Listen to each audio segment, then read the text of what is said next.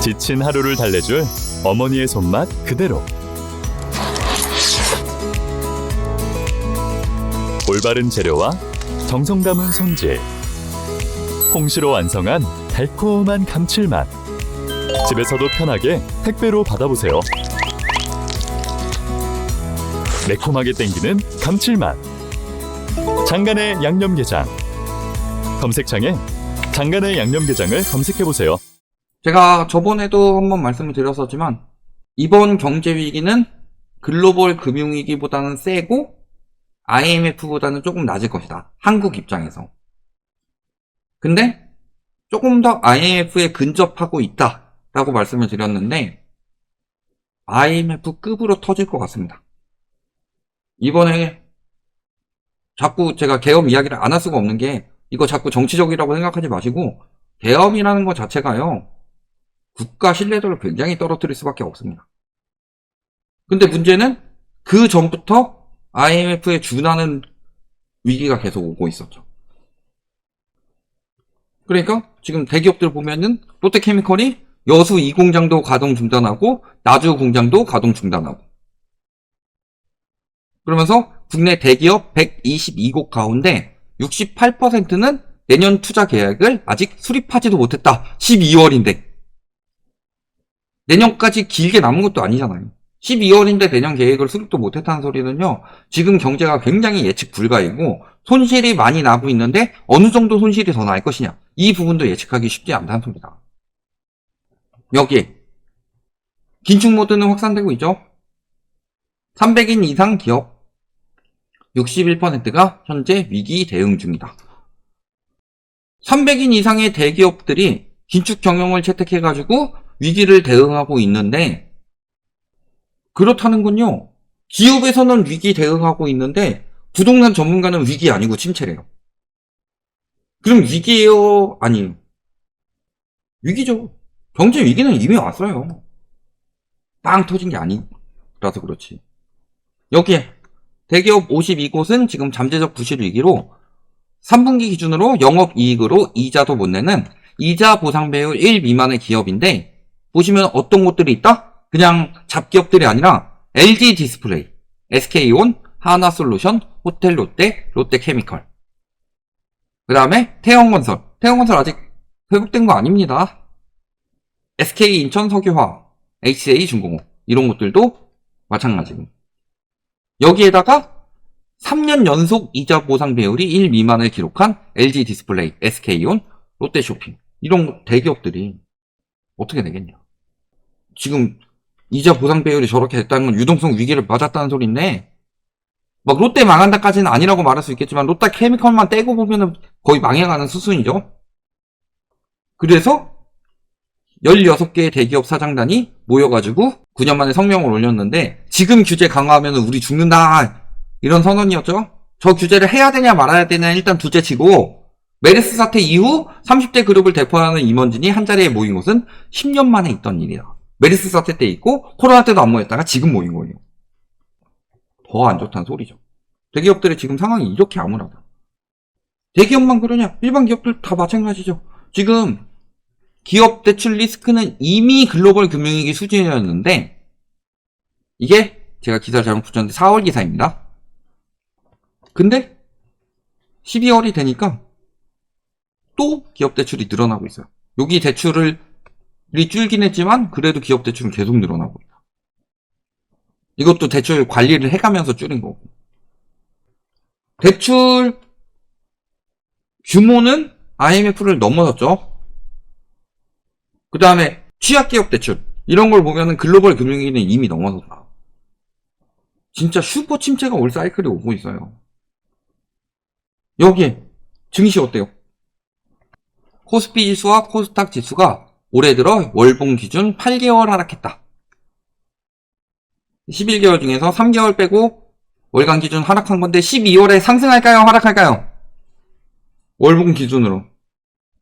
IMF 외환위기 때 8개월 음봉. 글로벌 금융위기 때 7개월 음봉인데 현재 8개월째 음봉이고 12월까지 음봉을 하게 되면은 IMF나 글로벌 금융위기를 넘어서는 상황이 나오는 거다. 근데 그때는 경제 위기, 세계적인 경제 위기 또는 동남아 경제 위기가 번졌다든가 아시아 경제 위기가 번졌다든가 이런 상황으로 증시가 부진했는데 올해는 다른 나라 증시는 괜찮은데 우리나라만 망하고 있다. IMF 때보다 더 심한 지표들도 나오고 있습니다. 여기에 유동성 공급은 계속됩니다. 계엄의 목적은 저게 아니고 예를 들어서 이야기 많이 나오는 뭐 명태균 게이트가 터진다든지 혹은 부정선거를 증명해내기 위해서 한다든지 이런 것일 수 있겠지만 계엄 선포하자마자 바로 했던 게 뭐예요? 무제한 유동성 공급이다. 왜? 야당이 반대하니까. 그럼 야당이 반대하니까 돈을 많이 풀려고 하는 건데 돈을 많이 푼다는 소리는요. 경제가 망했다는 소리고 경제가 망했으니까 돈을 어마어마하게 푸는 겁니다. 플러스 또 한 가지는 뭐예요?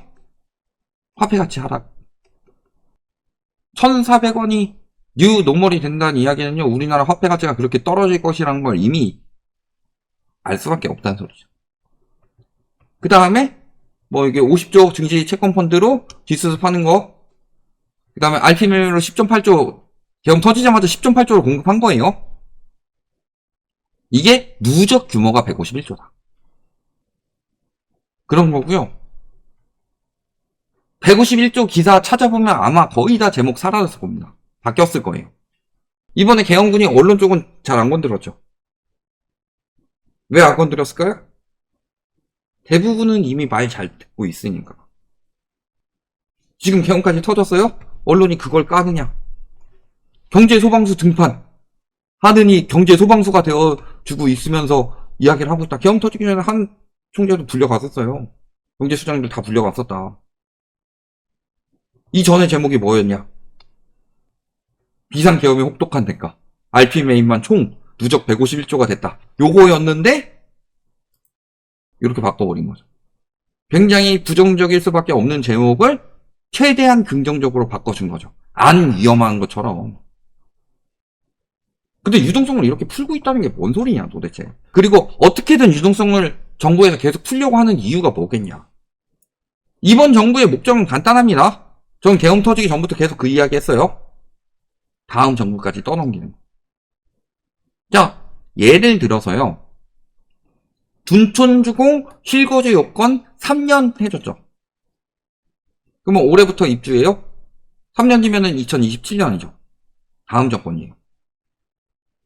그 다음에 자영업자 돕는답시고 원금 상환을 유예해 준 것을 주담대로 넓혔습니다. 2023년도에 윤석열 정부에서 주담대 원금 상환 유예를 3년을 내줬습니다. 3년 뒤면 언제예요? 2026년이죠. 다음 정부예요. 빚 폭탄을 다음 정부로 유예를 하고 있는 겁니다. 예를 들어서 원금 상환 유예가 된다는 건요. 그 원금에 대한 이자가 계속 붙는다는 소리예요. 그러면 지금은 유예되니까 지금은 괜찮은데 원금을 같이 내야 되는 시기가 됐을 땐 이자 부담이 당연히 더 커지겠죠. 조삼모사인 정책인데 조삼모사보다 조사모삼이 좋은 이유는요. 나는 아침만 먹을 거고 저녁은 딴 놈이 먹을 거야. 그러면 아침에 내게 주세요 라고 하면 개이득인 거죠. 그래서 다 미루고 있는데 왜 갑자기 유동성을 이렇게 엄청나게 풀까요? 왜 계속 유동성을 풀려고 집착하고 있을까요? 못 미루니까. 말씀드렸지만요. 지금 정부의 경제정책은요. 대출 돌려막기예요. 가계부채가 많이 늘어나니까 가계부채 억제하고 대신에 기업부채로 살리고 기업부채, 가계부채가 둘 다 문제가 생기니까 정부 부채를 늘려야 되는데 정부 부채 늘리면은 우리나라 신용도 떨어질 가능성이 굉장히 높다고 그랬죠. 그러니까 뭐 쓰고 있어요? 공공기관에 있는 기금권에다 쓰고 있잖아요. 근데 문제는 부채가 많으면 유지비가 들어갑니다. 지금 리볼빙의 한계란 소리예요. 리볼빙을 한계를 맞이했을 때 하는 행동이 뭐예요? 일반적으로는 진짜 허리띠 졸라매고 아껴 쓴다. 이게 경제 정상화고 그 경제 정상화가 되는 동안엔 당연히 고통을 겪을 수밖에 없습니다. 그래서 제가 늘 말씀드린 게 뭐예요? 집값 폭락 때문에 문제가 되는 게 아니다. 집값 폭락하면 경제 위기가 온다고 그러는데요. 엄밀하게 따지면요. 집값 폭등은 리볼빙을 한계까지 계속 받는 거고 더 이상 못 받았을 때 집값 폭락이 오죠? 그럼 집값 폭락이 오면 어떻게 행동을 해요? 돈을 갖기 위해서 소비를 줄이죠. 그러니까 그 전에는 오마카세 가던 사람이 컵라면 가지고 끼니를 때우게 되는 거예요? 그러면은 오마카세 갈 때보다 컵라면으로 끼니를 때울 때가 훨씬 더 먹고 살기 안 좋아 보이죠? 근데 그게 경제가 좋아지는 과정인 거죠. 빚 내가지고 오마카세 가는 것보다 빚을 줄여가면서 컵라면을 먹는 게 경제 상황으로 나 자신에 대한 신용도나 경제 상황은 더 좋아지는 거잖아요. 집값 폭등과 집값 폭락은 그거예요. 근데 집값 폭락하면 나라 망한다 하면서 리볼빙 한도를 계속 늘려달라고 이야기를 하는 거예요. 집값 폭락하면 나라 망한다는 인간들이. 근데 그거 리볼빙 언제까지 늘릴 수 있겠어요? 그러니까 지금 리볼빙이 한도가 됐고 리볼빙 한도를 더 늘리기 쉬운 상황은 아니에요. GDP 대비 관리를 들어간 상황인데 GDP가 문제가 생기고 있으니까. 그러면 둘 중에 하나예요. 정상화되면서 허리띠를 졸라매고 어느 정도 긴 기간 동안 고통을 감내를 하든지. 또 한 가지 뭐예요? 무책임하게 리볼빙 받은 사람들의 특징. 엄마 나 돈 갚아줘. 리볼빙 한도는 더 안 늘어나니까. 엄마 나 돈 갚아줘. 이자 좀 내줘 엄마. 그게 지금 한은에서 무제한 유동성을 푸는 것이랑 똑같은 행동이다.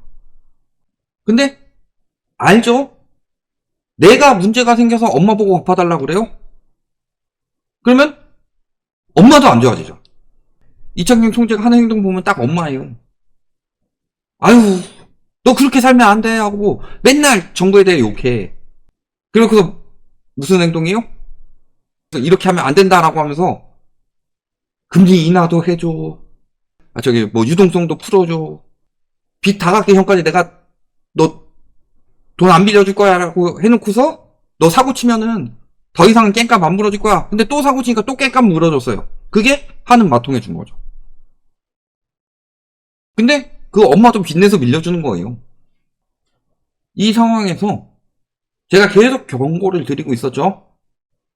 경제의 허리가 무너져 가고 있다. 여러분 사오정 기억하시나요? IMF 때? 이때 나온 말이 사오정이다.